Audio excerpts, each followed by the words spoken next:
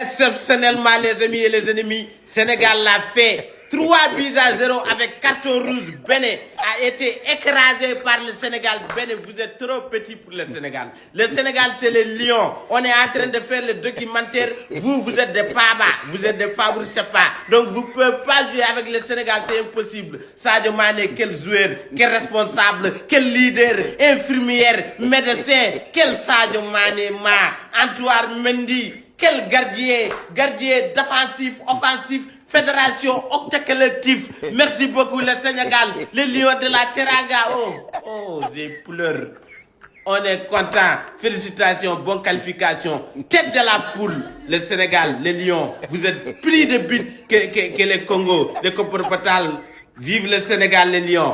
On a certes mangé 3-0, le score fait mal, mais je vous mens pas les gars, je m'en fiche, on est quand même qualifié dans les meilleurs troisièmes. Le Bénin a eu un gros test ce soir et on va pas se mentir que dans le contenu, c'est pas du tout ridicule. Comme je vous l'ai dit, on sent une équipe qui progresse, on sent une équipe qui évolue, il y a une bonne génération. Le Bénin joue avec beaucoup moins de peur et surtout le Bénin ose, le Bénin tente. Le Bénin essaye de pratiquer du beau football comme je vous l'ai dit. On a fait une meilleure première mi-temps que deuxième et le seul truc qui est dommage c'est qu'on pêche un peu devant les cages. On arrive à se procurer des occasions mais on n'arrive pas à les concrétiser. Je repense à cette action en première mi-temps de Mounier. Ma plus grande fierté personnellement les gars c'est Ola Ethan. Durant cette CAN je le trouve incroyable. C'est dommage qu'on se fasse punir sur ce coup de pied arrêté qui a totalement renversé le match. Certains expliquent qu'il y aurait main sur ce but mais personnellement je vais pas polémiquer, le Sénégal était meilleur que nous. Avec un Mané qui a logiquement fini homme du match parce qu'il a été énorme. Sans même parler de leur pépite qui s'est amusé. Leur gardien a été un peu trop méchant, il aurait pu laisser au moins passer un but. Juste un. On aurait été content, on aurait célébré. Mais il a rien voulu savoir. Enfin bref, on termine donc dans les meilleurs troisièmes. Personnellement, ma prédiction en janvier c'était de terminer deuxième. Malheureusement ça a échoué.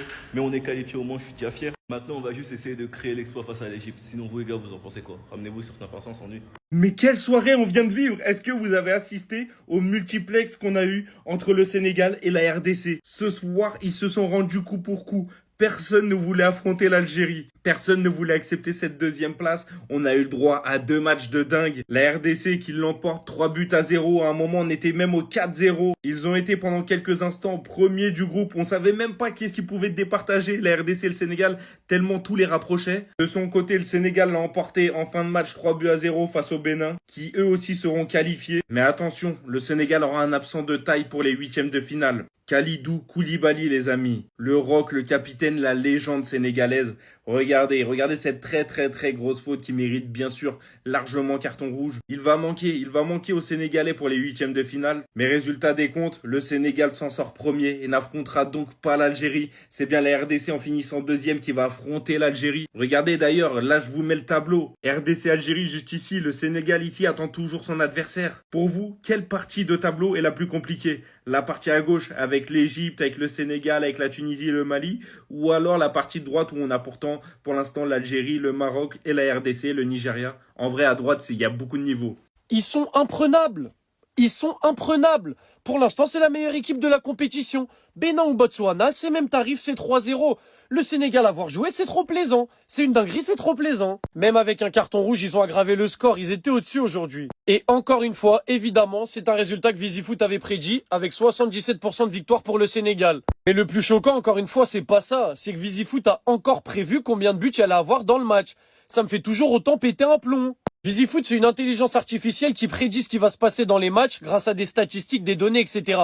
Je peux pas tout vous montrer, il y a trop de choses, il faut que vous alliez voir par vous-même sur visifoot.com. Ils ont la forme des équipes, ils ont tout ce que vous voulez pour prévoir en fait. Ils ont tout, là ils se voient là. Bénin en forme correcte, Sénégal en grande forme, donc ils ont mis Sénégal favori évidemment. Mais ils ont aussi l'historique des face-à-face, les buts moyens qui sont marqués par chaque équipe dans les matchs, etc. Et aujourd'hui, VisiFoot avait dit plus de 2,5 buts, c'est-à-dire au moins 3 buts. Il y a eu quoi? Il y a eu 3 buts dans le match. Donc encore une fois, même le nombre de buts, ça a été juste. C'est une folie. Et ces 3 buts qui ont été très importants pour le Sénégal parce qu'ils ont permis de finir premier du groupe à la différence de buts devant le Congo. Sinon, on aurait pu assister à un tirage au sort. Avec 2 buts de moins du Sénégal, il y aurait eu tirage au sort pour savoir qui est premier du groupe. Ça aurait été une dinguerie. Donc là, ils ont assuré 3-0, 3-0. Plus de différence de buts que le Congo. Donc c'est simple, c'est premier du groupe. Et voilà. Lui, il aura sa propre vidéo parce que c'est n'importe quoi. Mais le match de Ghana Gueye aussi au milieu, c'est n'importe quoi. Leur équipe, c'est n'importe quoi. On a des Ilman Ndiaye, des Sadio Mané qui fait une canne de malade mental. Cette équipe, c'est n'importe quoi. Victoire méritée. Et je vais vous dire une chose.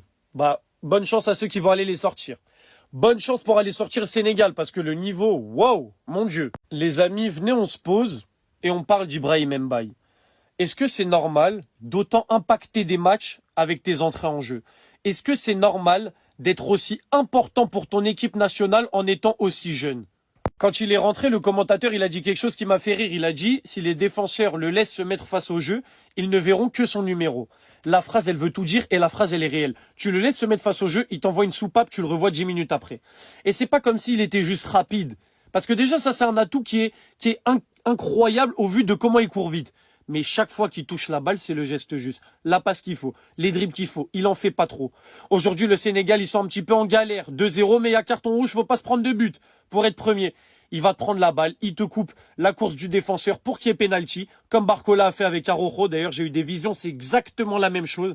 Penalty provoqué, le Sénégal vient tuer le match avec le 3-0. Mbaye est intelligent. Et pour son âge, c'est une dinguerie d'être intelligent dans le jeu comme ça. Je vais parler français. C'est le meilleur jeune joueur de la CAN et je ne sais pas qui va l'empêcher d'aller choper son trophée de meilleur jeune joueur de la CAN. Dès qu'il rentre, c'est impactant. Dès qu'il rentre, c'est utile. Il a une importance dans le jeu du Sénégal à son âge. C'est pas normal. Donc Ibrahim Mbaye, en fait, il respire le foot. Moi, j'aime ce joueur. J'aime ce joueur et les Parisiens. Je vous le dis, vous avez de la chance. Vous n'avez pas intérêt à le laisser partir pour le bien de votre club. Parce que Ibrahim Mbaye est un diamant du football. Il est un diamant du football. Ces matchs avec le Paris Saint-Germain, je voyais qu'il faisait des bons matchs, etc. Je le trouvais assez bon. Là, j'ai pris réellement la vision sur ce joueur. Depuis le début de la CAN, c'est une dinguerie. Les prises de balles, les choix justes, la vitesse. Ibrahim Mbaye est un joueur de football et je suis amoureux de ce football-là. Voilà, je le dis, Ibrahim Mbaye, je t'aime. Et j'espère qu'il va continuer à nous faire des trucs comme ça tout au long de la CAN. Parce que c'est beau. En fait, on a envie de voir que ça. Le Sénégal termine aussi en beauté. Il gagne aussi par un score de 3-0 face au Bénin. Voilà. Le Sénégal termine cette phase des poules en beauté, hein, par une très belle victoire 3-0, comme nous aussi. Mais bon, les Sénégalais, vous êtes bien en tirés. Hein. Ils terminent premier du groupe. Voilà. Et ils vont affronter un meilleur troisième. Je ne sais pas si c'est qui. Mais ils vont affronter un meilleur troisième. Sûrement une petite nation. Parce que moi, j'ai regardé les deux matchs. Hein. Le match de la RDC, je l'ai regardé à la télévision. Et les matchs du Sénégal, j'ai regardé au téléphone. J'étais en mode comme ça, là. Comme ça.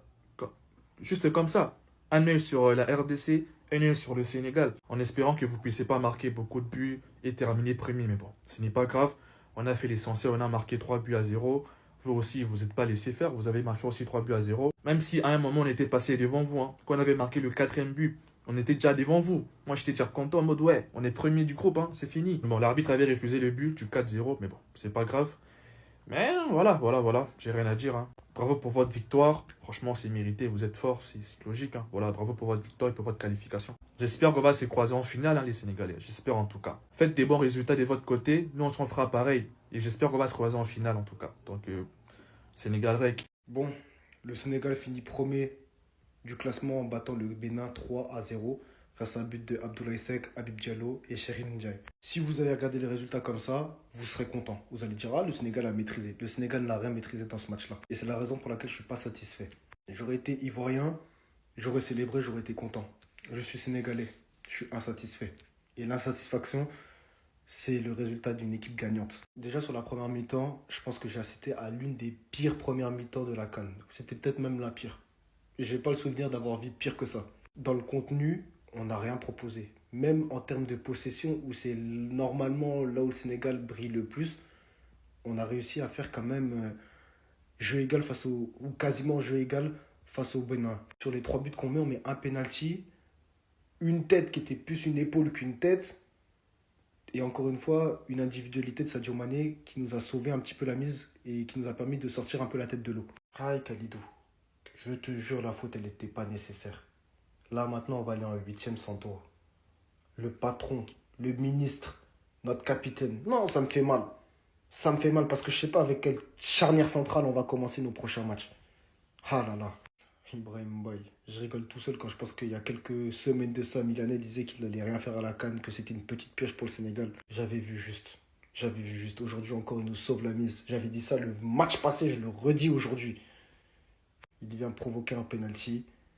Et c'est vrai que ce penalty, grâce à ce penalty-là, quand tu vois le score, ouais, c'est vrai, c'est beau à voir, mais dans la difficulté. Je vais finir par toi, Sadio.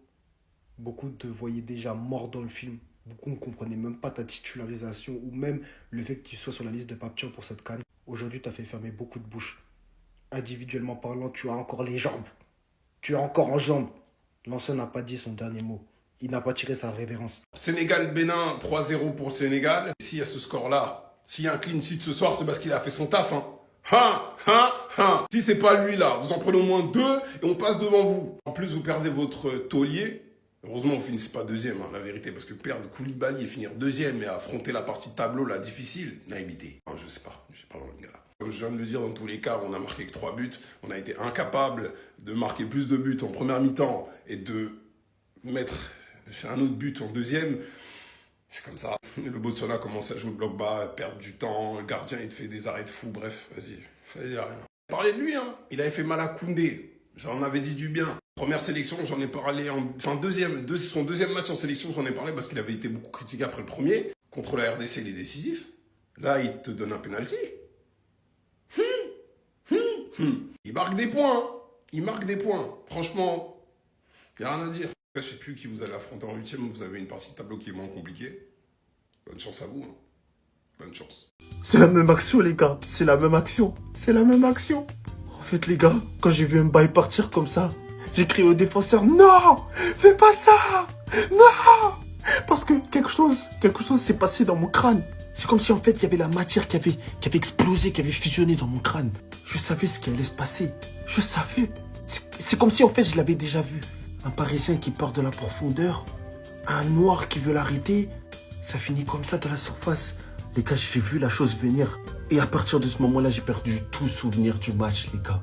C'est comme si en fait j'étais béninois et que là, ce penalty, il est disqualifié. Alors que c'est même pas le cas, que j'ai rien à voir avec le Bénin et que c'est une action anodine. Mais elle m'a rappelé quelque chose, je sais pas quoi en fait. C'est comme si j'avais perdu la mémoire, les gars. C'est même pas Jorginho qui vous parle là. C'est juste un mec comme ça. Les gars, je vous jure, je suis traumatisé, je sais pas pourquoi. Brahim Mbaye, et peut-être il va finir meilleur jeune de cette CAN si le Sénégal va au bout. Il est trop fort, etc. Mais les gars, je vous jure, cette action en mode il passe devant le défenseur en sachant pertinemment que le défenseur va lui marcher dans les pattes. Je sais pas s'ils apprennent ça au Paris Saint-Germain, si c'est des salopards, des vicieux. Je sais pas en fait. Je sais pas cette action elle me rappelle quoi.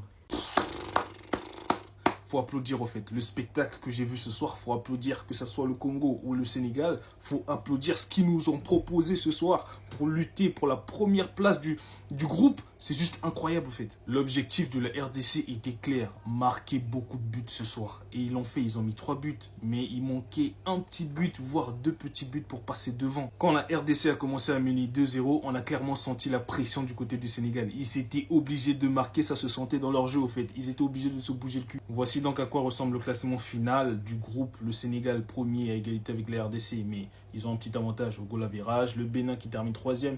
Eux, les Béninois, alors en fait, vous avez eu l'avantage.